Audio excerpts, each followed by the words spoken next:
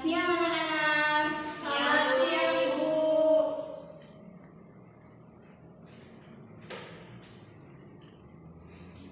Baiklah anak-anak, bagaimana kabarnya hari ini semuanya? Alhamdulillah baik Ibu. Alhamdulillah sehat-sehat ya semua, jangan sakit-sakit. Oh iya, sebelum memulai pembelajaran ada baiknya kita membaca doa. Kepada ketua kelas, ayo pimpin doanya nak untuk kita mulai pembelajaran hari ini.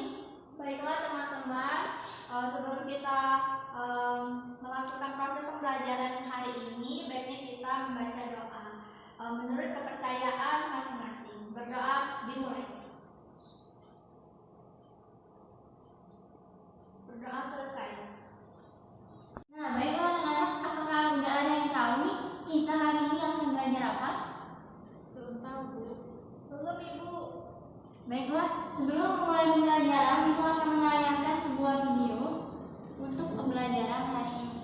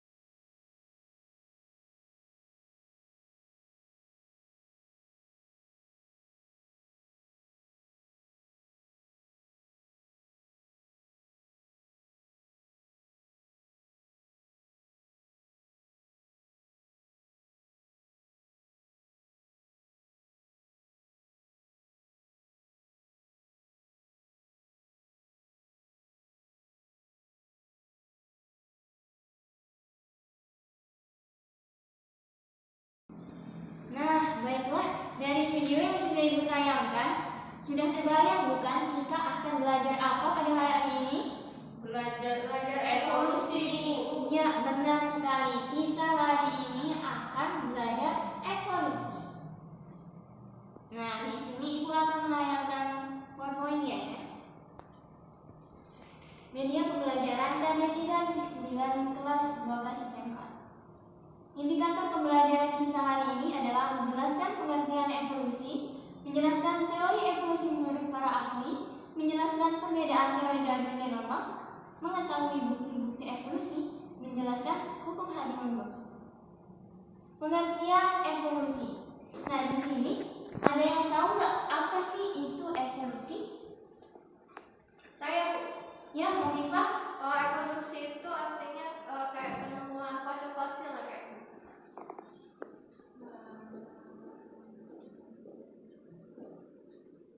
Menurut Khofifah tadi penemuan fosil ya? Iya Ibu.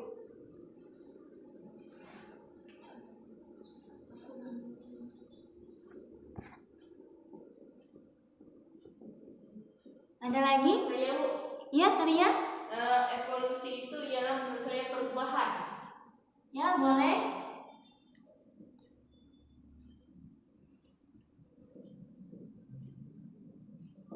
Ada lagi?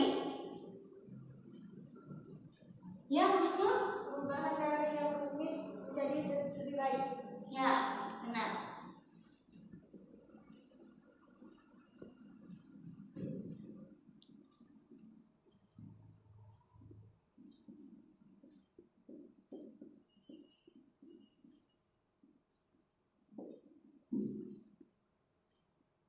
Ya, tiga kata yang kalian sebutkan ini sudah memasuki untuk apa itu evolusi. Nah, jadi Ibu akan menjelaskan ya. Nah, jadi evolusi itu merupakan perubahan yang mana dari bentuk yang rumit menjadi lebih kompleks atau lebih baik lagi dalam jangka waktu yang lama.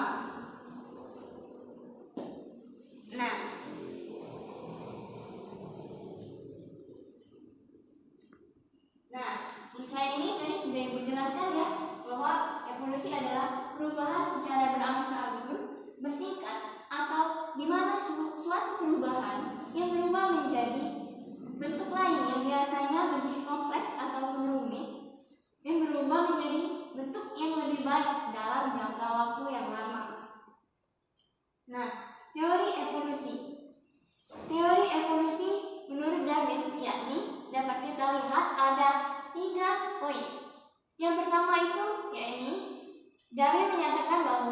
seleksi alam terjadi karena adanya perbedaan ataupun keberhasilan pada reproduksi organisme. Nah, yang kedua, Darwin menyatakan bahwa seleksi alam terbentuk dari interaksi yang terjadi antara lingkungan dengan variasi yang dimiliki oleh organismenya. Dan yang ketiga, Darwin menyatakan bahwa produk seleksi alam merupakan adaptasi organisme terhadap lingkungannya. Nah, dari materi ini, apakah sudah jelas? Sudah jelas Ibu. Baiklah, kita akan next ke selanjutnya ya. Evolusi menurut para ahli. Nah, di sini ada 3 para ahli yang menyatakan tentang evolusi. Menurut Aristoteles, evolusi adalah perubahan terhadap organisme dari bentuk sederhana menjadi bentuk yang lebih kompleks.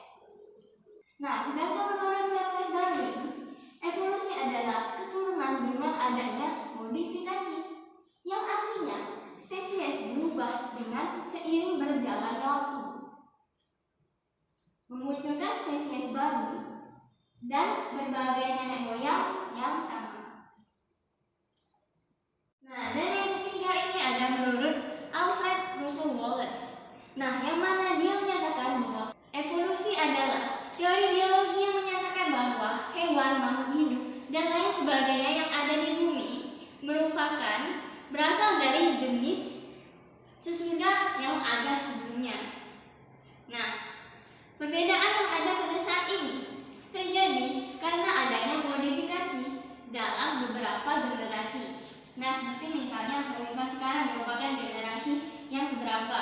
Nah, di belakang-belakang Homifa pasti ada nenek moyang, ada kakek, ada nenek, ibu, dan lain sebagainya kan. Nah, Ibu akan memberikan gambaran ini dan Ibu akan memberikan waktu kepada kalian selama 1 menit untuk memikirkan apa sih yang muncul di benak kalian saat melihat gambar ini. Ibu akan memberi waktu sebentar ya. Nah, sudah ada yang terpikir? Saya Bu. Boleh, Bu Diva? Apakah kera itu berubah menjadi manusia Bu? Pertanyaan yang bagus. Nah, apakah kera itu berubah menjadi manusia? Banyak sekali teori yang menyatakan beraneka ragam ya tentang teori ini, tapi jawaban yang benar adalah kera tidak berubah menjadi manusia. Yang benar adalah Charles Darwin menyatakan bahwa 99% sel manusia dan sel kera memiliki kemiripan yang sama. Akan tetapi Darwin tidak pernah menyatakan bahwa kera itu ataupun manusia berasal dari kera. Jadi, yang menyatakan bahwa kera itu berubah menjadi manusia itu salah ya anak-anak, itu hoax. Oke? Nah, selanjutnya ada teori evolusi Darwin dan Lamarck. Nah, dari gambar ini apa yang kalian pikirkan? Saya Bu, Ya, Ria? dulu jerapah itu lehernya pendek dan sekarang jerapah itu lehernya panjang. Dulu jerapah itu lehernya pendek dan sekarang Lehernya panjang. ada lagi yang lain? Saya Bu. Ya, Musna? Itu merupakan perbedaan pendapat antara teori Darwin dan Lamarck. Ya, semuanya menurut pendapat kalian itu sudah bagus ya. Jadi Ibu akan menjelaskan tentang gambar ini. Apa sih maksud dari gambar ini? Nah, dari teori Lamarck menyatakan bahwa panjang leher jerapah yang kita lihat saat ini merupakan akibat dari adanya evolusi. Menurut Lamarck, di masa lalu jerapah hanya ada satu jenis, yaitu jerapah berleher pendek. Akan tetapi, karena adanya persaingan antara jerapah lainnya dan tumbuhan itu semakin tinggi, jadi rumput-rumput yang di bawah itu sudah habis dan jerapah mau tidak mau harus menggapai makanan ke pohon yang lebih tinggi. Nah, karena itulah menurut Lamarck leher jerapah itu menjadi panjang seperti yang saat yang kita lihat pada saat sekarang ini. Nah, yang selanjutnya yaitu teori Darwin. Darwin mencontohkan teorinya dengan spesies jerapah pada saat ini. Nah, berbeda dengan lama, menurut Darwin berpendapat bahwa di masa lalu itu ada dua jenis jerapah. Yang satu itu berleher yang pendek dan yang kedua itu berleher panjang. Yang mana kedua hewan ini berkompetisi untuk mengambil makanan, sehingga pada saat makanan daun yang bawah habis, yang leher pendek ini terseleksi oleh alam.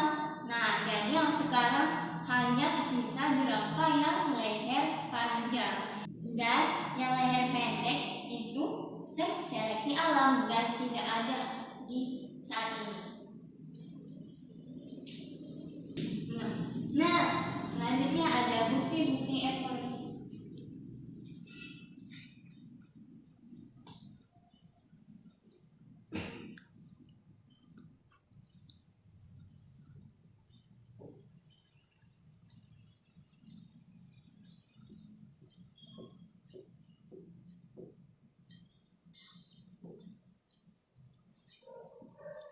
Ada yang tahu nggak bukti-bukti evolusi ini apa aja sih?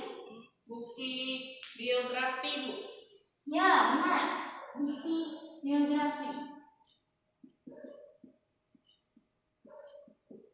Ada lagi? Saya, Bu, Ya, Bu Viva? anatomi perbandingan. Ya, benar. Anatomi perbandingan.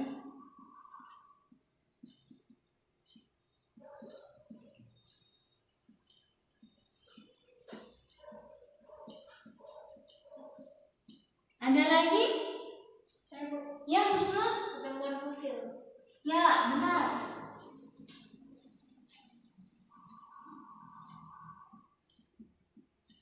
Ada lagi? Ada lagi? Saya, Bu, Ya, Rea? variasi antara individu dalam satu keturunan. Ya, variasi ini. Variasi.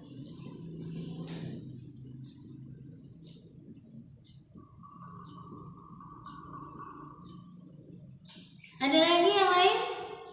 Sudah? Ya, benar sekali. Jadi, yang kalian katakan ini sudah benar, merupakan bukti-bukti dari evolusi, yang mana ada bukti biografi, anatomi perbandingan, temuan fosil, dan variasi antar individu di dalam satu keturunan.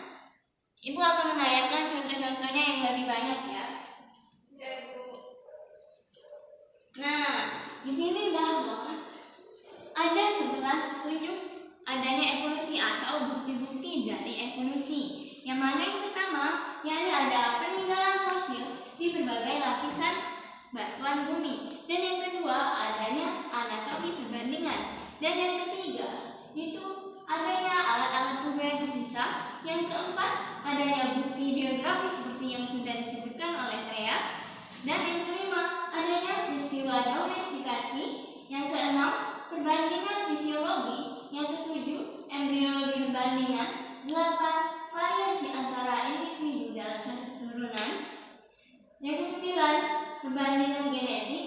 Dan yang ke-10, petunjuk secara biokimia. Yang terakhir, adanya bukti molekuler. Nah, pada gambar ini dapat kita lihat perbedaan-perbedaan antara tulang-tulang pada tulang tangan antara hewan yang ada. Nah, seperti yang di atas itu ada contoh tangan dari nenek moyang reptil. Nah, yang mana dapat kita lihat berbeda sekali bukan antara satu dengan yang lainnya. Nah, ada tangan nenek moyang reptil, Brachiosaurus, ayam, kelelawar, lumba-lumba, penguin, dan manusia. Sangat berbeda. Jadi dari sini juga dapat kita lihat bahwa adanya evolusi atau perubahan antara makhluk hidup dari zaman ke zaman. Nah, selanjutnya ada perbandingan embrio vertebrata. Nah, dapat kita lihat ini ada embrio apa? Ikan. Ya, ikan. Selanjutnya ada salamander, ada kura-kura, ayam, ada kelinci, dan manusia. Nah, dapat kita lihat di sini semakin ke sini semakin mirip antara embrio yang ada. Nah, bahwa di sini kita lihat juga, di sini kita lihat juga bahwa kelinci dan manusia ini hampir sangat mirip ya embrionya. Selanjutnya ada hukum Hardy-Weinberg. Nah, di sini ada yang tahu nggak apa sih itu hukum Hardy-Weinberg? Tidak tahu. Nggak ada yang tahu ya. Baiklah, kami menjelaskan. Nah, bahwa di sini hukum Hardy-Weinberg menyatakan bahwa frekuensi alel dan frekuensi genotif dalam satu populasi akan tetap konstan, yakni berada dalam keseimbangan dan dari satu generasi ke generasi yang lainnya. Nah, yang mana pengaruh-pengaruh tersebut meliputi perkawinan tak acak, mutasi, seleksi, ukuran populasi terbatas, hanyutan genetik, dan aliran gen.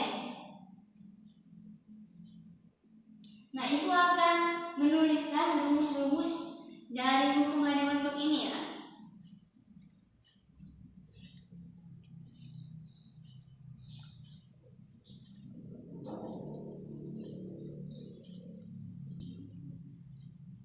Nah, di sini Hardy menurunkan rumus, yakni P tambah 1 sama dengan 1. P kuadrat ditambah 2PQ ditambah Q 2 sama dengan 1. Nah, ini adalah rumus yang diturunkan oleh Hardy.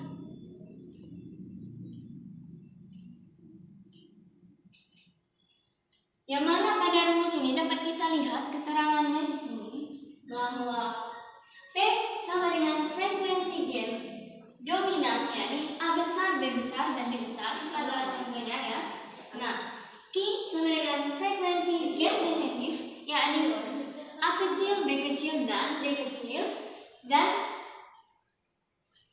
P kuadrat 2 merupakan frekuensi alel homozigot dominan, yakni A besar, A besar, B besar, B besar, dan C besar, C besar.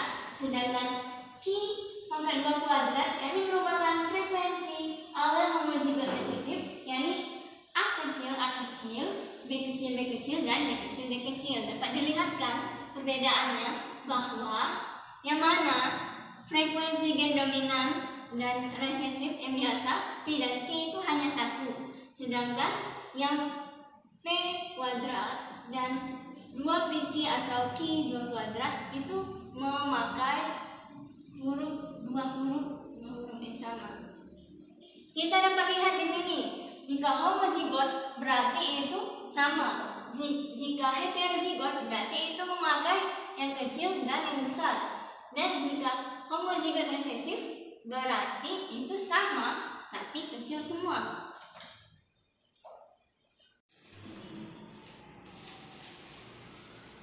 Nah, dari rumus Hardy-Weinberg yang sudah Ibu jelaskan, apakah ada yang tahu apa sih syarat-syarat untuk berlakunya rumus ini? Ada yang tahu nggak? Nah, siapa yang tercepat yang menjawab ataupun yang dapat menjawab ini, Ibu akan memberi dia hadiah ataupun bingkisan. Saya Bu. Ya, hadiah. Yang pertama, tidak terjadi mutasi. Yang kedua, populasi cukup besar. Yang ketiga, tidak ada seleksi alam. Ya. Dan yang keempat, tidak terjadi aliran gen baik emigrasi maupun lanjutan. Dan yang kelima, terjadinya perkawinan secara acak. Iya, benar sekali. Ya, baiklah, Ibu akan memberikan sesuai janji Ibu ya. Ibu akan memberikan sesuatu untuk Teria. Nah, di sini Ibu ada sedikit. Terima kasih Bu. Iya, sama-sama. Nah, baiklah.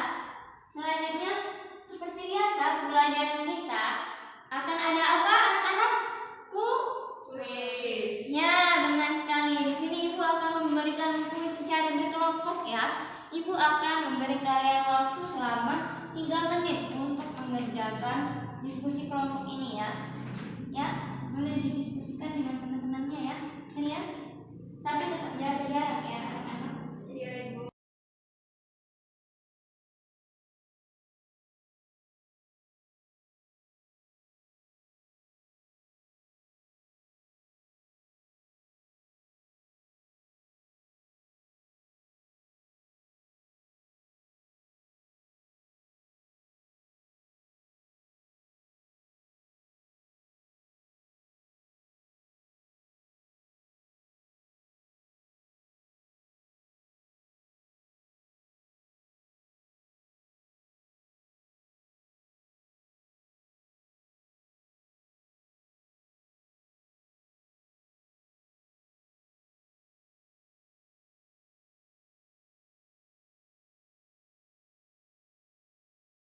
Nah, baiklah anak-anak, waktunya sudah habis ya, sudah 3 menit Ibu berikan.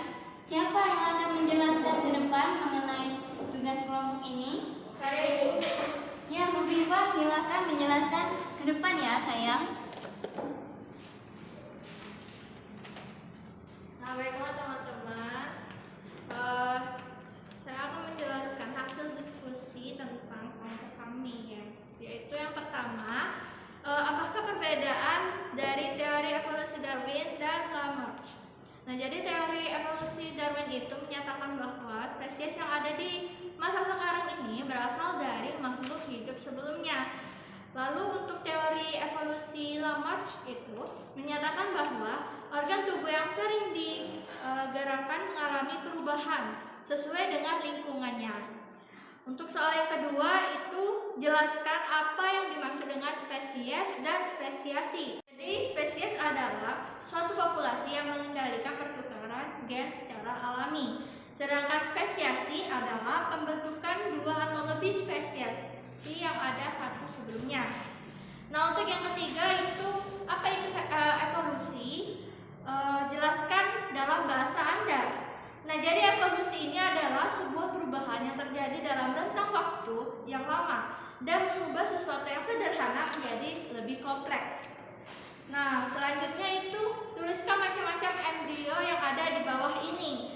Nah, jadi menurut kelompok kami itu embrio yang pertama itu ikan, lalu salamander, yang ketiga itu kura-kura, yang keempat itu ayam, yang kelima kelinci, dan yang keenam manusia.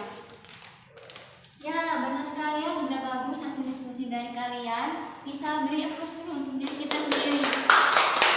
Ini Ibu akan memberi hadiah untuk kelompok Bu Viva Indasari ya.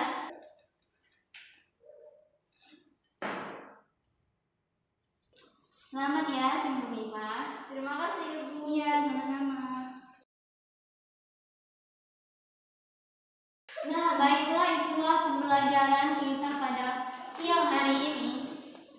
Semoga kalian mengerti apa yang sudah Ibu jelaskan ya. Sudah paham kan semua materi yang sudah Ibu jelaskan? Sudah Ibu. Ya, pintar ya anak-anak. Nah, jangan lupa pada bab terakhir ini Ibu telah memberi tugas ya anak-anak. Ya. Kalian cek di PDF terakhir bahwa ada latihan. Nah, latihan itu dikumpulkan pada minggu depan.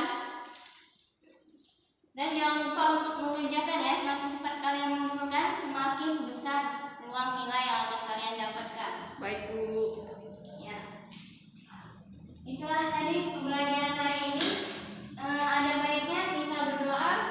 Ketua kelas untuk memimpin doa dipersilakan. Oke, baiklah teman-teman, untuk mengakhiri pembelajaran kita hari ini, baiknya kita membaca doa terlebih dahulu menurut kepercayaan masing-masing. Berdoa dimulai. Berdoa selesai. Alhamdulillah. Baiklah, sudah ya mata pembelajaran kita pada hari ini. Jangan lupa ya yang pikir papan tulisnya dihapus. Iya Ibu. Terima kasih